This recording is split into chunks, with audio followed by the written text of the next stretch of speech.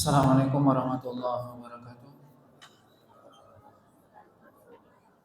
Innal hamdalillah nahmaduhu wa nasta'inuhu wa nastaghfiruh wa na'udzu billahi min shururi anfusina wa sayyiati a'malina.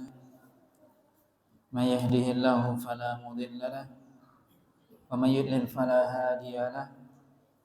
Asyhadu an la ilaha illallah wahdahu la syarika lahu wa asyhadu anna Muhammadan abduhu wa rasuluh alladzi la rasula wa la nabiyya ba'dah. Ya ayyuhalladzina amanu taqullaha haqqa tuqatih wa la tamutunna illa wa antum muslimun. Amma ba'd.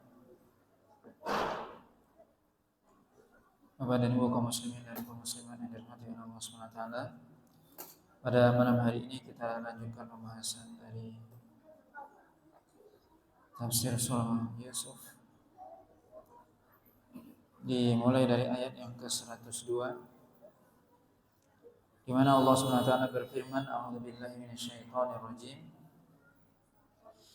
Dzalika min anba'il ghaibi nuhihi ilaik wa ma kunta ladaihim idza ajma'u amrahum wa hum yamkurun. Dan hal yang demikian itu, kata Allah Subhanahu wa taala, yaitu kisah Nabi Yusuf alaihissalam yang Allah ceritakan dari awal surah sampai ayat yang ke-101. Allah SWT katakan, dzalika min amba'il ghaib. Yang demikian itu merupakan berita di antara berita-berita yang ghaib. Ghaib artinya yang Nabi SAW tidak mengetahui hal tersebut, karena Nabi SAW tidak hadir, tidak ada ketika kejadian di mana Allah SWT menceritakan kisah Nabi Yusuf dan juga seluruh kisah-kisah sebelumnya, para Nabi dan Rasul sebelumnya, yang mana Rasulullah SAW tentunya belum ada dan tidak hadir. Maka khabar yang ghaib itu disebutkan oleh para ulama mencakup ghaib yang sudah lewat ataupun yang akan datang. Maka Allah SWT menyebutkan di sini, ini adalah kisah Nabi Yusuf, termasuk berita ghaib yang kami wahyukan kepada engkau. Di mana kalau Allah SWT tidak menceritakan tentang kisah Nabi Yusuf, tentunya kita tidak mengetahui dan Rasul tidak mengetahui. Begitu juga kisah-kisah para Nabi dan Rasul sebelumnya. Kalau Allah tidak mewahyukan, maka kita tidak mengetahui.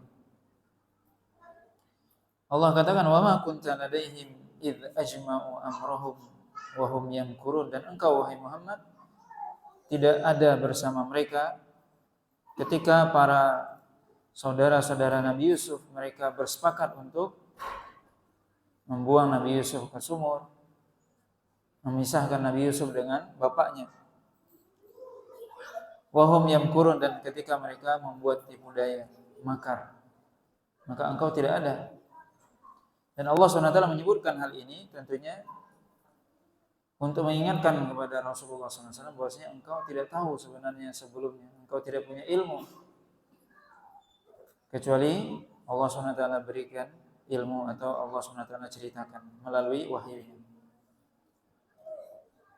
Maka ilmu yang didapat oleh Rasulullah SAW itu adalah ilmu yang Allah berikan, yang Allah sampaikan melalui wahyu. Dan ini juga menjadi suatu tanda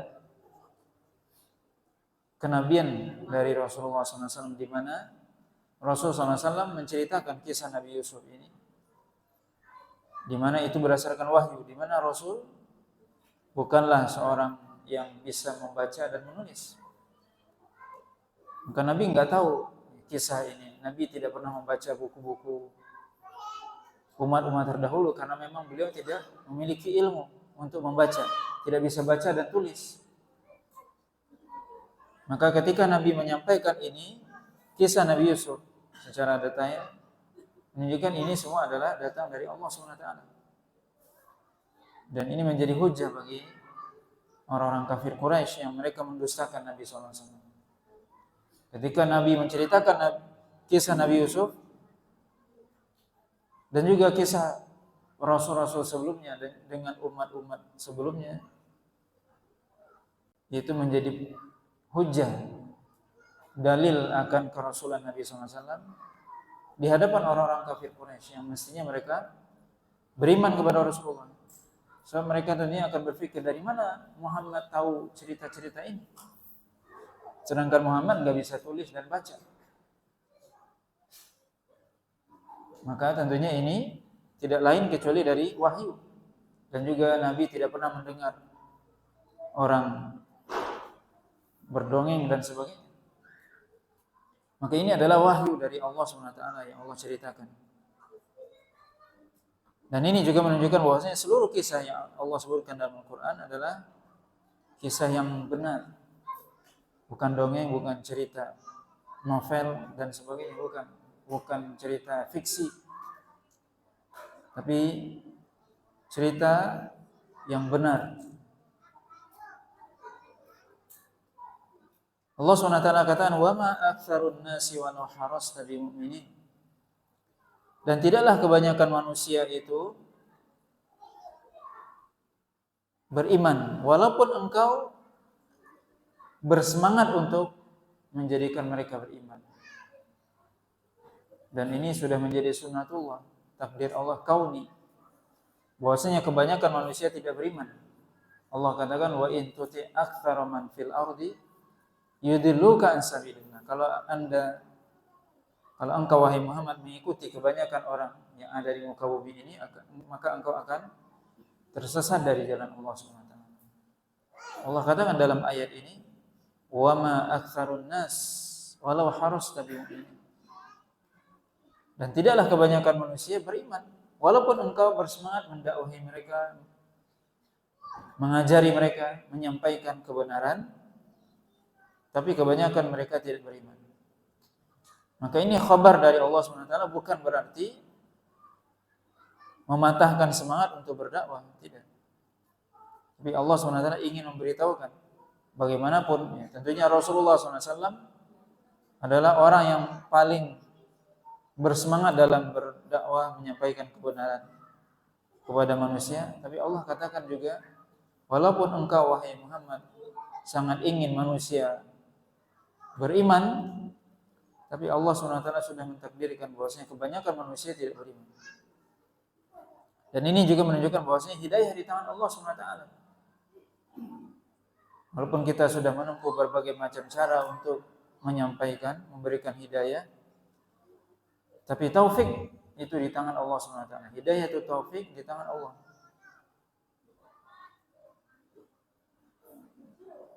Kemudian Allah SWT katakan, "Wa ma tas'aluhum alaihi min ajr." Dan engkau wahai Muhammad tidaklah meminta upah kepada mereka ketika engkau menyampaikan dakwah ini. In huwa illa dzikrun lil alamin. Tidaklah peringatan ini, dakwah ini, pengajaran ini kecuali sebagai peringatan bagi seluruh alam semesta. Maka Al-Quran itu sebagai zikir. Allah menurunkan Al-Quran sebagai peringatan bagi seluruh alam. Allah SWT juga menyebutkan cerita dan kisah menjadi pelajaran bagi seluruh alam. Kemudian dalam ayat selanjutnya Allah katakan, "Wa ka'ayyim min ayatin fis samawati wal ardh yamurruna 'alaiha wa hum anha mu'ridun." Betapa banyak, kata Allah SWT, ayat tanda-tanda yang Allah ciptakan di langit dan di bumi. Yaitu tanda-tanda kebesaran Allah SWT, di mana Allah SWT yang menciptakan, Allah yang memberi rezeki, Allah SWT yang berhak untuk diibadahi. Allah SWT berikan tanda-tanda ayat kebesarannya baik di langit ataupun di bumi. Bagaimana Allah SWT menciptakan matahari, bulan, bintang, Bagaimana Allah SWT menciptakan awan, hujan, dan sebagainya. Di bumi ada Allah SWT menciptakan manusia, hewan, tumbuhan, lautan, sungai, gunung, dan seterusnya. Termasuk bumi itu sendiri dan termasuk langit itu sendiri. Itu semua adalah menjadi tanda, ayat akan kebesaran Allah SWT.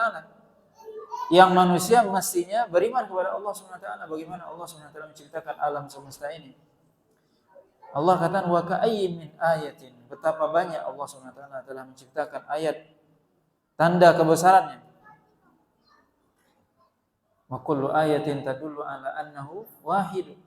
Setiap ayat tanda dari apa yang Allah ciptakan di muka bumi ini menunjukkan bahwasanya Allah SWT Esa. Baik di langit ataupun di bumi. Yamurruna 'alaiha, yang mereka melewatinya, melihatnya. Manusia kita melihat setiap hari, setiap detik apa yang Allah ciptakan. Bahkan di dalam diri kita itu ada tanda kebesaran Allah SWT. Allah kata wa fi anfusikum afala tubsirun, dan di dalam diri kalian ada tanda kebesaran Allah. Tidakkah kalian memperhatikan? Maka semua alam semesta ini, alam semesta mulai dari kita sendiri, manusia, hewan, tumbuhan, langit dan bumi ini semua adalah ayat. Apa arti ayat? Tanda. Tanda apa? Tanda kebesaran Allah. Tanda bahwasanya Allah ada. Allah SWT yang menciptakan, Allah SWT Maha Kuasa. Yang kita semua melewatinya, yang kita semua melihatnya. Tetapi ya, kebanyakan manusia hanya melihat saja dengan mata kepala tapi tidak mengambil pelajaran. Wahum anha mu'ridun. Tetapi justru mereka berpaling dari ayat dan tanda kebesaran Allah yang sudah jelas bahwasanya Allah SWT yang Maha Esa, yang Maha berkuasa, yang berhak untuk diibadahi. Seluruh ayat Allah SWT yang Allah ciptakan di muka bumi ini menjadi tanda. Tapi tidak semua orang yang melihat tanda itu mendapatkan hidayah. Justru mereka wahum anha mu'ridun, justru mereka berpaling dari tanda tersebut. Tidak memikirkan, justru mereka lewati begitu saja. Tidak mereka ambil pelajaran. Makanya Allah katakan wa ma yu'minu aktsaruhum billahi illa wa hum musyrikun, kata Allah SWT dalam ayat selanjutnya. Wa ma yu'minu aktsaruhum billahi illa wa hum musyrikun, dan tidaklah kebanyakan dari mereka beriman kepada Allah kecuali mereka musyrik. Disebutkanlah para ulama maksudnya adalah ya mereka kebanyakan manusia wa ma yu'minu aktsaruhum billah, dan tidaklah kebanyakan mereka beriman kepada Allah kecuali wa hum musyrikun, kecuali mereka musyrik. Itu mereka ketika ditanya siapa yang menciptakan langit dan bumi, siapa yang menciptakan mereka sendiri, mereka mengatakan Allah. Wala in sa'altahum man khalaqahum la yaqulunna Allah. Jika engkau bertanya kepada mereka, wahai Muhammad, orang-orang kafir Quraisy, siapa yang menciptakan mereka? Mereka pasti mengatakan Allah SWT. Berarti mereka mengakui bahwasanya Allah Sang Khalik yang menciptakan. Kalau ditanya siapa yang memberi rezeki mereka, Allah SWT. Tetapi ketika diperintahkan untuk beribadah, mereka tidak melakukan. Justru mereka wahum musyrikun, tetapi mereka musyrik. Ini menunjukkan bahwasanya ketika seorang meyakini bahwasanya Allah yang menciptakan, Allah yang beri rezeki, Allah yang berkuasa, Allah yang mengatur alam ini, itu belum memasukkan dia ke dalam Islam, belum menjadikan dia sebagai orang yang muwahhid, orang yang bertauhid. Karena orang kafir Quraisy ternyata mereka juga meyakini hal tersebut. Yang menjadikan mereka bertauhid adalah ketika mereka mengesahkan Allah dalam hal al-uluhiyah, yaitu peribadatan. Bagaimana mereka memberikan atau menjadikan ibadah hanya untuk Allah semata. Maka Allah katakan wa ma yu'minu aktsaruhum billahi illa wa hum musyrikun. Mereka tidak beriman kecuali musyrik. Ya, mereka hanya mengakui bahwasanya Allah yang menciptakan, tetapi di sisi yang lain ibadah tidak mereka berikan kepada Allah Subhanahu wa taala. Mereka berikan kepada selain Allah Subhanahu wa taala. Makanya Abdullah bin Abbas mengatakan dalam ayat ini, wa ma yu'minu aktsaruhum billahi illa wa hum musyrikun. Abdullah bin Abbas mengatakan min imanihim, yaitu dari iman mereka, yaitu kepercayaan mereka. Idza qila lahum, jika dikatakan kepada mereka, siapa yang menciptakan langit, bumi, siapa yang menciptakan gunung-gunung, mereka mengatakan Allah. Tetapi mereka musyrik. Wa hum musyrikuna bihi. Tetapi mereka musyrik dalam hal apa? Peribadatan. Mereka meyakini rububiyah Allah SWT, yaitu perbuatan Allah. Rububiyah artinya perbuatan Allah. Allah yang menciptakan, Allah yang beri rezeki, Allah yang mengatur. Itu rububiyah Allah SWT, perbuatan Allah. Tapi mereka tidak mentauhidkan Allah dari perbuatan mereka sendiri, dari uluhiyah. Mereka meminta kepada selain Allah, mereka berdoa kepada selain Allah, mereka bertawakal, menyerahkan diri mereka kepada selain Allah. Ketika mereka sakit, minta kepada selain Allah. Ketika mereka dalam keadaan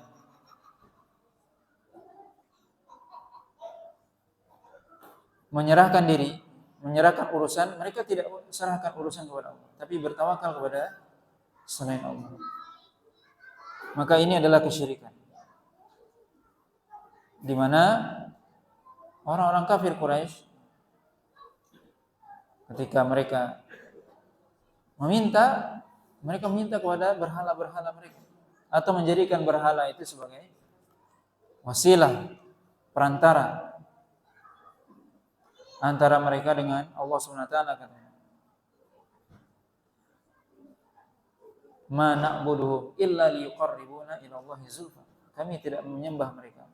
Kata orang kafir Quraisy, kami tidak menyembah patung-patung ini kecuali kami menjadikannya sebagai perantara.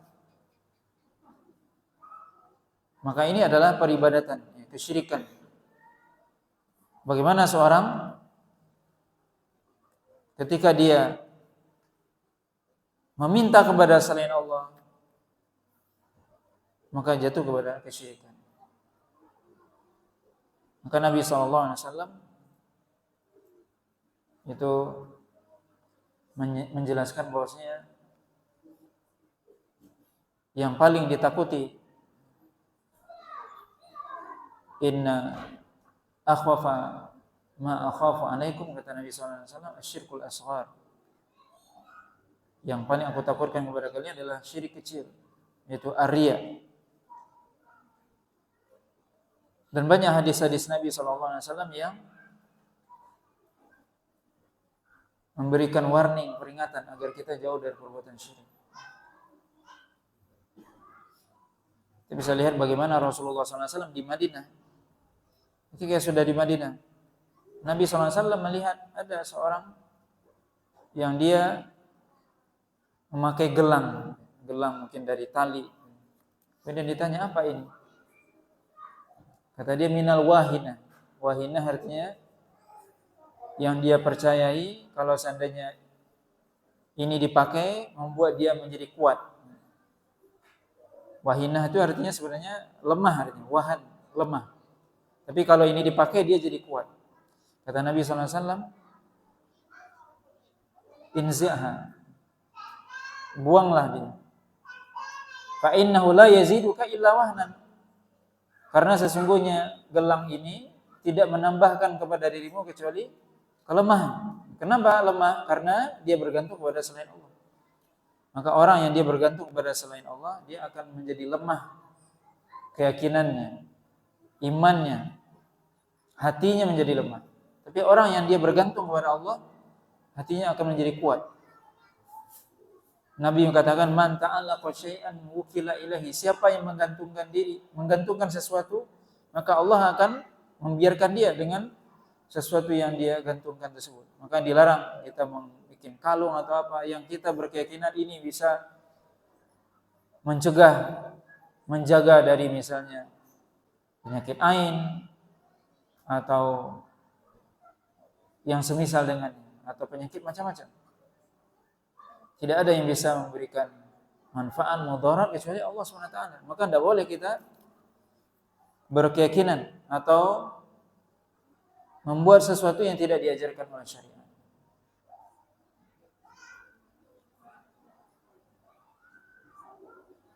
Kemudian dalam ayat selanjutnya Allah SWT kata, afa aminu an ta'tiyahum ghashiyatun min adzabillah au ta'tiyahumus sa'atu baghtatan wa hum la yash'urun.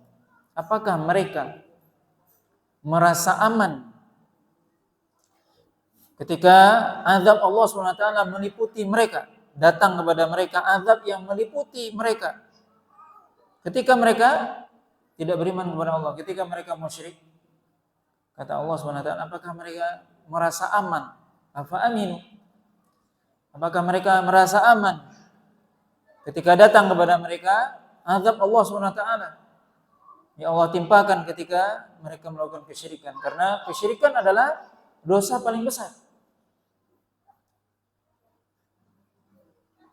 Maka tentunya Allah SWT marah ketika melihat manusia, hambanya melakukan dosa.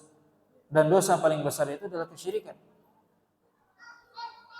Apakah mereka merasa aman ketika datang kepada mereka azab Allah SWT yang meliputi mereka? Au ta'tiyahumus sa'ah baghtah, atau datang kepada mereka hari kiamat baghtatan, tiba-tiba, tidak mereka sangka. As-sa'ah di sini kata para ulama, ya, ada dua macam, maksudnya benar-benar hari kiamat kubra, datang kepada mereka hari kiamat, yang tentunya itu juga datang tiba-tiba walaupun di sebelumnya ada tanda-tandanya. Atau datang kepada seseorang kiamatnya sendiri. Kiamatnya sendiri maksudnya adalah kematian. Apakah seorang merasa aman dari azab Allah SWT ketika datang hari kiamat? Datang hari kiamat tiba-tiba, atau minimal yang akan datang kepada dia adalah kematian. Karena seorang ketika datang ajalnya, maka berarti sudah datang kiamatnya. Kiamat buat dirinya sendiri.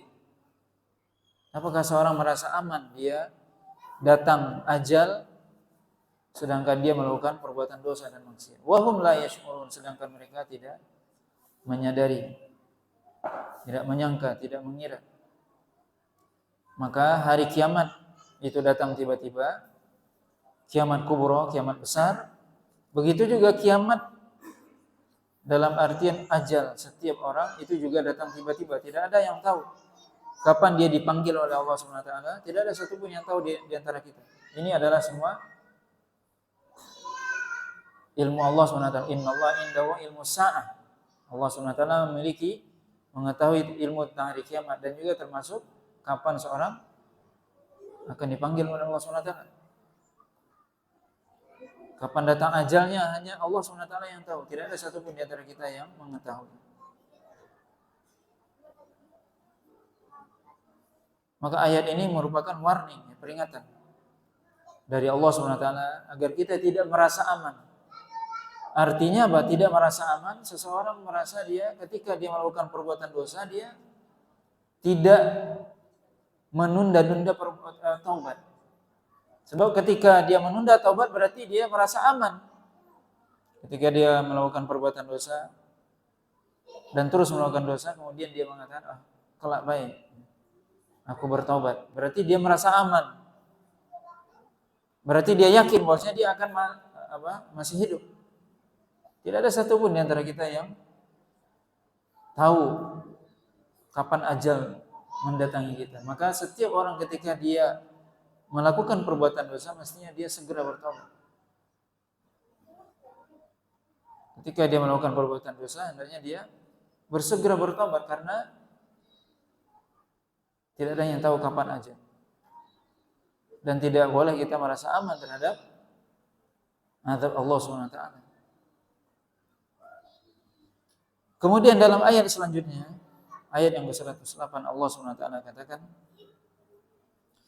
"Qul hadhihi sabili ad'u ila Allah." Qul hadhihi sabili ad'u ila Allah ala basiratin ana wa man ittaba'ani wa subhanallahi wa ma ana minal musyrikin. Katakanlah wahai Muhammad, hadhihi sabili, inilah jalanku. Ad'u ila Allah ala basiratin ana wa man ittaba'ani. Aku menyeru, mengajak manusia kepada Allah Subhanahu wa taala ala basirah, di atas ilmu. Ana wa man ittaba'ani, aku dan orang-orang yang mengikutiku. Wa subhanallahi wa ma ana minal musyrikin, dan maha suci Allah Subhanahu wa taala dan aku tidaklah termasuk orang yang musyrik. Dalam ayat ini Allah Subhanahu wa taala, ayat ini para ulama menjelaskan ini di antara ayat yang menjelaskan tentang tujuan kita berdakwah. Dalam ayat ini Allah sebutkan apa tujuan berdakwah. Katakan wahai Muhammad, ini adalah jalanku, ini jalanku, ini syariatku. Maka di antara syariat Rasulullah SAW adalah bagaimana kita mengajak manusia kepada Allah SWT. Ad'u ilallah. Aku menyeru manusia, mengajak manusia kepada Allah SWT. Maka ini dakwah. Dakwah Islam itu adalah mengajak manusia kepada Allah, mengajak manusia untuk kembali kepada Al-Quran, kembali kepada Sunnah Nabi SAW. Bukan mengajak kepada kelompok tertentu ataupun yang lainnya. Tapi mengajak manusia kepada Allah SWT agar mereka kembali kepada Al-Quran, kembali kepada Sunnah Nabi SAW. Itu dakwah. Itulah dakwah Nabi. Hadhihi sabili, inilah jalanku. Ad'u ilallah. Yang mana aku menyeru manusia kepada Allah. Maka kita sebagai orang yang mengikuti Nabi, mengikuti itu. Di mana Nabi mengatakan ana wa man ittaba'ani, aku dan orang-orang yang mengikutiku. Kalau kita mengaku mengikuti Nabi berarti kita juga ikut berdakwah. Maka tanggung jawab berdakwah bukan hanya tanggung jawab Rasul. Ini kekhususan umat Rasulullah SAW bahwasanya berbeda dengan umat terdahulu. Umat terdahulu para nabi dan rasulnya lah yang akan berdakwah. Kalau meninggal Rasul atau nabinya maka Allah mengutus para nabi dan Rasul yang lain. Makanya para nabi dan rasul itu terutama dari kalangan Bani Israel sangat banyak.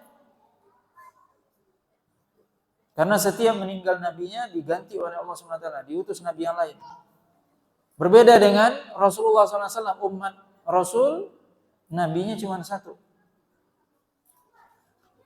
Maka ketika beliau meninggal, siapa yang melanjutkan dakwah ini adalah umatnya. Ana wa man ittaba'ani. Aku dan orang yang mengikutiku. Yaitu mengajak manusia kepada Allah Subhanahu wa taala. Ini tugasnya.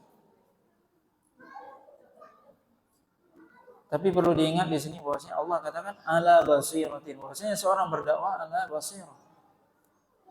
Berdasarkan ilmu. Ini yang perlu dipahami. Ilmu. Maksudnya apa? Ala basiratin. Kata para ulama menjelaskan ala basiratin, pertama makna basirah ilmu. Ilmu apa? Tentang ilmu yang akan kita ajak manusia kepadanya. Kita ingin mengajak manusia kepada Islam, berarti kita harus mengetahui tentang Islam. Apa itu Islam? Ini makna yang pertama, basirah yang pertama. Maka basirah yang pertama adalah ilmu tentang apa yang akan kita ajak manusia kepadanya. Kita mengajak manusia kepada Islam berarti kita harus mengerti tentang Islam. Kita ingin mengajarkan manusia tentang iman berarti kita harus paham tentang iman. Kita ingin mengajari seseorang sholat berarti kita harus tahu sholat. Itu maksudnya. Kita harus berilmu tentang apa yang akan kita ajak manusia kepadanya. Yang kedua, ala basiratin. Basirah di sini juga diartikan bahwasanya kita harus mengetahui siapa yang kita ajak. Sebelum kita mengajak orang, kita harus tahu siapa yang kita ajak. Makanya Nabi mengatakan kepada Mu'adz, ketika Nabi mengutus Mu'adz ke negeri Yaman, innaka ta'ti qauman ahla kitabin, falyakun awwala ma tad'uhum syahadati alla ilaha illallah. Wahai Mu'adz, kamu akan mendatangi ahlul kitab di negeri Yaman. Maka Nabi beritahu terlebih dahulu bahwasanya yang akan didatangi ahlul kitab. Berarti ahlul kitab apa? Mereka punya kitab, mereka punya ilmu. Mendakwahi orang yang berilmu berbeda dengan yang tidak berilmu. Orang kafir Quraisy enggak punya ilmu. Mereka enggak, maksudnya tidak punya ilmu tentang kitab sebelumnya. Mereka tidak punya kitab. Tidak punya ilmu tentang agama maksudnya. Berbeda dengan Yahudi dan Nasrani, mereka punya ilmu, mereka punya Injil, Taurat, Zabur. Berarti kamu harus tahu siapa yang akan didatangi. Artinya punya persiapan sebelum mengajak orang. Siapa yang akan didatangi, siapa yang akan diajak berbeda. Ketika kita mengajak orang yang berilmu dengan orang yang tidak berilmu. Ketika kita mengajak misalnya orang yang berpendidikan dengan orang yang tidak berpendidikan. Orang yang ada misalnya di kota dengan ada yang di dusun berbeda. Maka kita harus tahu siapa yang akan diajak. Maka dakwah itu bukan membabi buta, tanpa perhitungan, tanpa strategi. Justru dakwah itu pakai strategi. Kemudian yang ketiga juga karena kita tahu siapa yang akan diajak, siapa ini orang yang berilmu atau tidak, orang yang berpendidikan atau tidak, maka kita harus tahu tata caranya. Cara. Tentunya tadi berbeda orang yang berilmu dengan yang tidak. Metodologi kalau kata orang sekarang. Bagaimana berdakwah harus berbeda, enggak sama. Misalnya kita pergi ke dusun, bicaranya kita pakai istilah-istilah isma-isma. Pusing lah orang dusun. Enggak tahu dia, enggak paham. Itu bahasanya orang kampus. Orang akademisi kita bawakan di dusun, enggak mungkin. Maka ala basiratin. Itu namanya juga basirah. Kita berilmu. Apa yang akan kita sampaikan, siapa yang akan kita ajak, dan bagaimana caranya.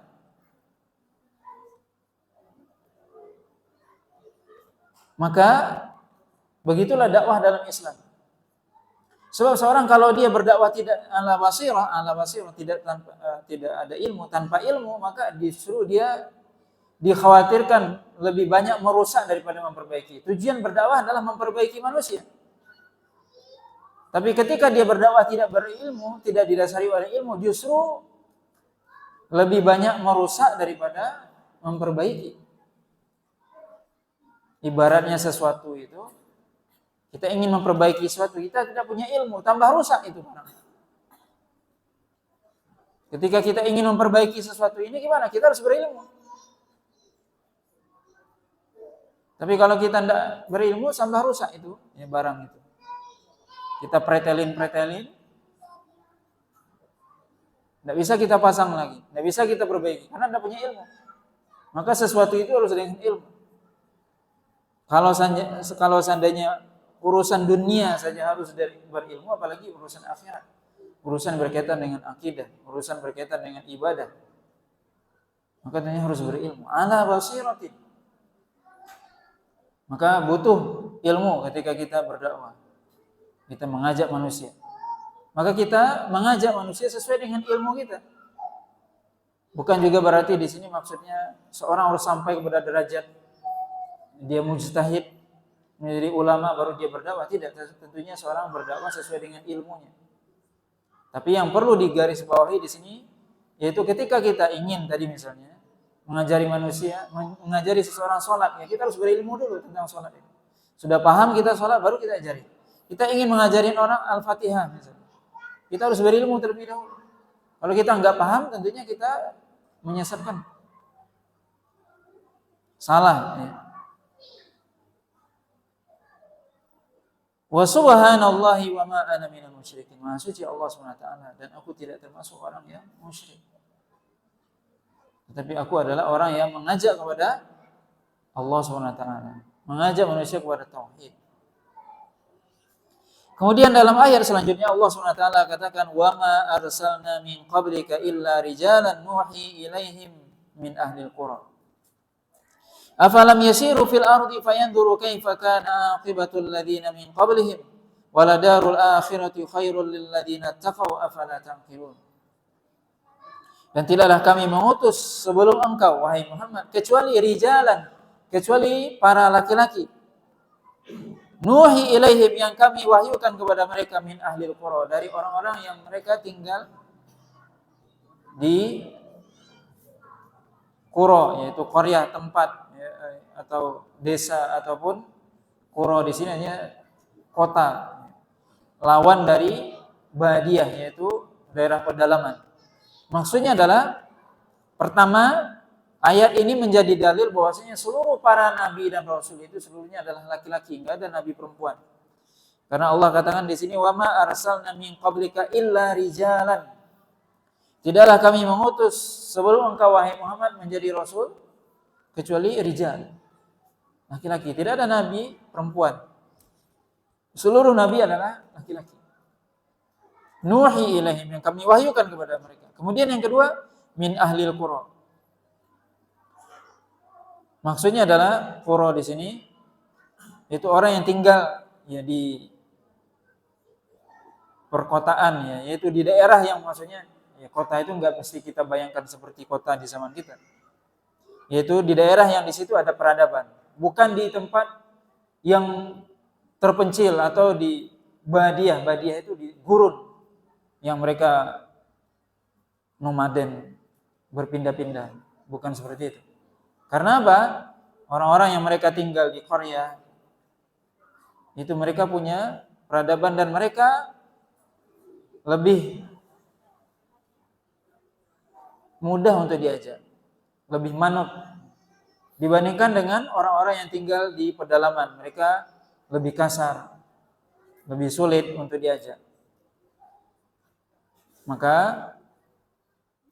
di zaman Nabi SAW kita bisa lihat bagaimana orang-orang Arab Badui. Badui maksudnya orang yang dalam orang pedalaman datang kepada Nabi SAW. Ya, tidak memiliki adat, kemudian bicaranya kasar, keras dan sebagainya. Memanggil Nabi dengan namanya langsung, wahai Muhammad, ya Muhammad. Kemudian ada kadang dia menarik baju Nabi dan sebagainya. Suaranya sangat keras dan sebagainya. Ya begitulah mereka. Sedangkan para nabi dan rasul tidak seperti itu. Mereka adalah orang-orang yang tinggal di daerah-daerah yang di situ ada peradabannya. Mereka, sebagian mereka adalah orang-orang yang bagus dari sisi nasabnya, termasuk Rasulullah SAW. Orang yang terpandang dari sisi nasabnya. Allah SWT katakan, afalam yasiru fil ardh. Apakah mereka tidak berjalan di muka bumi? Fayanzuru kaifa kana aqibatul ladina min qablihim. Kemudian mereka melihat bagaimana akibat orang-orang sebelum mereka. Yaitu Allah SWT katakan kepada orang kafir Quraisy. Apakah mereka ini orang-orang kafir Quraisy tidak melihat? Berjalan, maksudnya berjalan melihat apa yang sudah terjadi kepada umat-umat sebelum mereka. Di mana Allah SWT menghancurkan kaum Nabi Nuh, Nabi Hud, Nabi Saleh. Allah SWT hancurkan kaum Nabi Musa dan seterusnya. Apakah mereka tidak memperhatikan itu? Waladarul akhirati khairul lil ladzina taqaw. Maka Allah SWT menyuruh ya untuk kita berjalan di muka bumi, maksudnya untuk memperhatikan. Dan juga maksudnya melihat, mengambil pelajaran dari umat terdahulu. Bagaimana mereka dihancurkan oleh Allah SWT karena kedurhakaan mereka. Bagaimana mereka dihancurkan oleh Allah karena mendustakan para nabi dan rasul mereka. Waladarul akhirati khairul lil ladzina taqaw. Apakah, dan sungguh kampung akhirat itu lebih baik bagi orang-orang yang bertakwa. Afala ta'qilun. Apakah mereka tidak memikirkan, tidak berakal? Hatta idza stai'asa ar-rusul wa dhannu annahu qad kudzibu ja'ahum nasruna fanujiya man nasha wa la yuraddu ba'suna 'alal qaumil mujrimin. Sampai kata Allah SWT, para rasul itu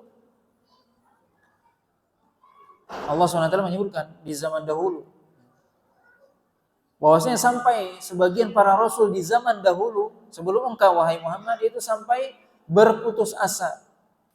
Berputus asa dari apa? Dari kaumnya ini yang tidak mau beriman karena mereka selalu mendustakan. Kita bisa bayangkan coba.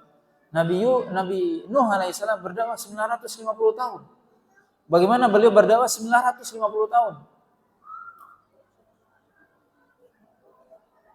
Dan yang mengikut cuman ya sedikit, hanya sekitar 70 atau 80 orang. Maka ini di sini sampai sebagian para rasul terlintas dalam benak mereka, dalam pikiran mereka, putus asa, kayaknya ini enggak beriman lagi. Karena memang apa? Mereka berdakwah dalam waktu yang sangat lama. Allah SWT menceritakan itu kepada Rasulullah SAW. Sebagian para nabi dan rasul itu sampai terlintas dalam benak mereka, khawatir mereka bahwasanya ini masyarakat kaum ini tidak akan beriman. Wa dhannu annahum qad kudzibu. Dan di sini disebutkan wa dhannu annahum qad kudzibu, dan sebagian orang yang beriman, yang sudah beriman kepada nabi dan rasul itu, justru mereka merasa mereka dibohongi. Jadi ini Allah SWT menceritakan bagaimana saking lamanya para nabi dan rasul itu berdakwah sampai mereka ada dalam diri mereka seolah-olah berputus asa dari berimannya kaum mereka. Sampai sebagian juga orang-orang yang sudah beriman itu merasa mereka didustakan. Didustakan maksudnya apa? Karena para nabi dan rasul itu menjanjikan tentunya kalau kalian beriman Allah SWT akan berikan pertolongan. Tapi nggak datang-datang juga. Lama. Tentunya itu semua ada hikmahnya. Allah SWT menguji.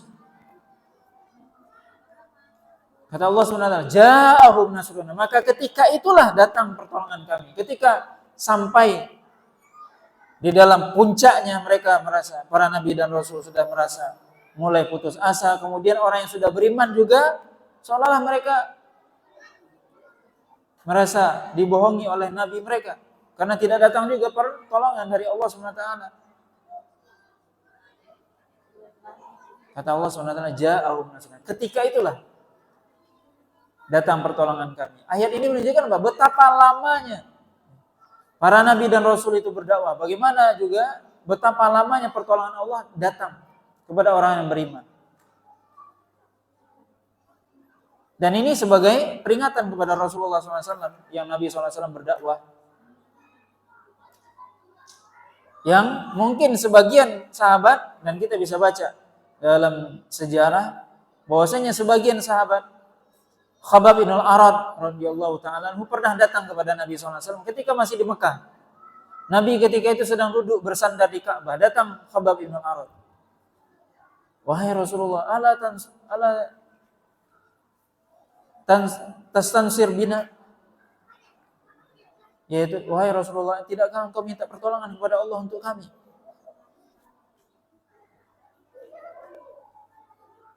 Maka Nabi SAW kemudian apa? Mengatakan, tidakkah engkau mengetahui bahwasanya orang-orang terdahulu bagaimana mereka disiksa oleh kaumnya? Ada di antara mereka yang dibelah kepalanya sampai terbelah menjadi dua badannya.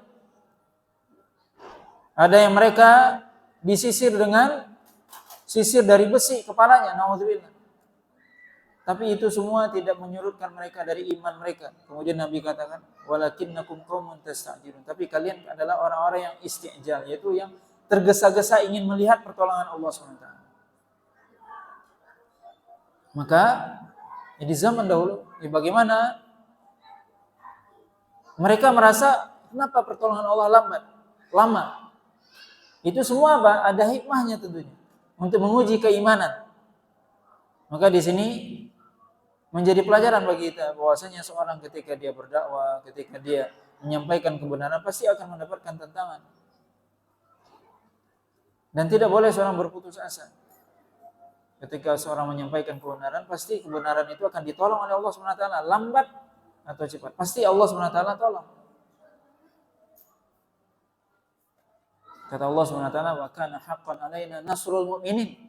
sudah menjadi suatu yang hak bagi kami untuk menolong orang-orang beriman. Tidak mungkin orang beriman dibiarkan begitu saja. Maka Allah SWT menguji. Kenapa terjadi berbagai macam cobaan, berbagai macam penindasan dan sebagainya. Yang kita lihat, kita dengar. Itu semua Allah SWT, itu adalah ujian. Mungkin hari ini kita bisa melihat ada sebagian orang yang mengatakan, kenapa Palestina atau Gaza, dalam tanda petik orang mengatakan dibiarkan oleh Allah di bumi hanguskan oleh orang-orang musyrik, orang-orang kafir. Allah SWT punya hikmah di balik itu. Tidak mungkin Allah SWT membiarkan begitu saja. Kebenaran pasti akan datang, akan dimenangkan oleh Allah SWT. Agama ini akan menjadi agama yang tinggi. Tapi Allah SWT ingin menguji orang-orang beriman. Maka di zaman Nabi SAW juga begitu. Di Pura di Mekah, bagaimana para sebagian sahabat disiksa. Ammar bin Yasir, keluarga Ammar bin Yasir, Yasir dan Sumayyah adalah orang-orang yang pertama meninggal dalam Islam, syahid pertama. Bagaimana Nabi SAW ketika melihat mereka disiksa, Nabi tidak bisa memberikan pertolongan, cuma mengatakan sabran ala Yasir fa inna mau'idakum al-jannah.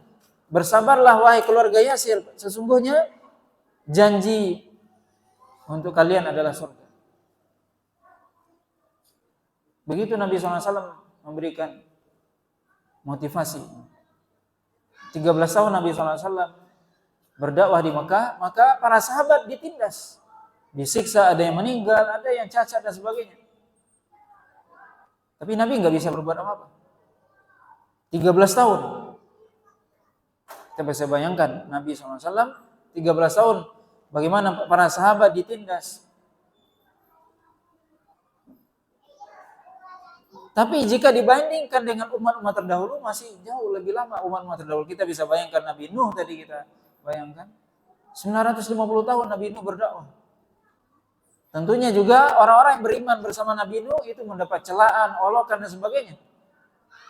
Tapi itulah sunnatullah. Di mana Allah SWT ini menguji keimanan seseorang. Ja'ahum nasruna, maka ketika mereka merasa mulai datang keputusasaan, maka ketika itulah datang pertolongan Allah SWT. Fanujiya man nasya, maka kami selamatkan orang-orang yang kami kehendaki. Wala yuraddu ba'suna 'anil qaumil mujrimin, dan tidak akan bisa ditolak azab kami dari orang-orang yang melakukan dosa dan maksiat. Kemudian ayat terakhir dari surah Yusuf, Allah SWT mengatakan laqad kana fi qasasihim ibratun liulil albab. Ma kana haditsan yuftara walakin tasdiqal ladzi baina yadayhi wa tafsila kulli syai'in wa hudan wa rahmatan liqaumin yu'minun. Allah SWT mengatakan sungguh di dalam kisah-kisah mereka siapa? Para nabi dan rasul terdahulu. Termasuk dalam kisah Nabi Yusuf ini. Sungguh kata Allah SWT, di dalam kisah-kisah mereka, ibratun liulil albab, ada pelajaran bagi orang-orang yang memiliki akal. Jadi siapa yang bisa mengambil pelajaran dari kisah-kisah umat terdahulu, dari kisah para nabi dan rasul? Hanya orang-orang yang memiliki akal. Dan kisah umat terdahulu kata Allah, maka haditsan yuftara, maka kisah-kisah tersebut bukanlah cerita-cerita dongeng yang dusta atau cerita fiksi, bukan novel, bukan roman, bukan. Tapi cerita umat terdahulu adalah cerita yang hak. Walakin tasdiqal ladzi baina yadayhi, di mana Allah SWT menurunkan Al-Quran, yang di dalam Al-Quran ada kisah-kisah umat terdahulu. Di mana kisah-kisah yang Allah ceritakan dalam Al-Quran bukan dongeng. Tapi apa? Walakin tasdiqal ladzi baina yadayhi. Tapi Al-Quran membenarkan kitab-kitab terdahulu. Wa tafsila kulli syai'in, dan Al-Quran telah merinci segala sesuatu. Allah SWT merinci dalam Al-Quran, menyebutkan ini yang halal, ini yang haram, ini yang dibolehkan, ini yang tidak. Wahudan, dan Al-Quran juga menjadi petunjuk bagi orang yang beriman. Hudan lil muttaqin, petunjuk bagi orang yang bertakwa. Wa rahmatan liqaumi yu'minun, dan menjadi rahmat bagi orang-orang yang beriman. Maka ini Bapak dan Ibu dirahmati oleh Allah SWT, Allah SWT menutup kisah Nabi Yusuf atau surah Yusuf dengan menyebutkan bahwasanya kisah-kisah yang Allah sebutkan dalam Al-Quran secara umum dan kisah Nabi Yusuf secara khusus, semuanya tentunya ada pelajaran bagi orang-orang yang memiliki akal, bagi mereka yang menggunakan akal mereka. Kisah-kisah dalam Al-Quran bukanlah suatu hal yang dongeng, cerita belaka, tapi adalah pelajaran yang sangat penting. Dan Al-Quran sendiri telah menjelaskan segala sesuatu menjadi petunjuk dan rahmat bagi orang-orang beriman. Maka sesungguhnya banyak pelajaran yang bisa diambil dari kisah-kisah dalam Al-Quran. Termasuk kisah Nabi Yusuf sendiri yang para ulama menjelaskan, menyebutkan faedah-faedah. Bahkan sebagian para ulama itu menulis faedah-faedah tersendiri yang berkaitan dengan kisah Nabi Yusuf ataupun kisah-kisah dalam Al-Quran. Nah, wallahu ta'ala mungkin sampai di sini pembahasan kita dari pembahasan surah Yusuf. Mudah-mudahan apa yang kita sampaikan bermanfaat. Wallahu ta'ala alam. Wassallallahu ala nabiyina Muhammadin wa ala alihi wasallam. Wassalamualaikum warahmatullahi wabarakatuh.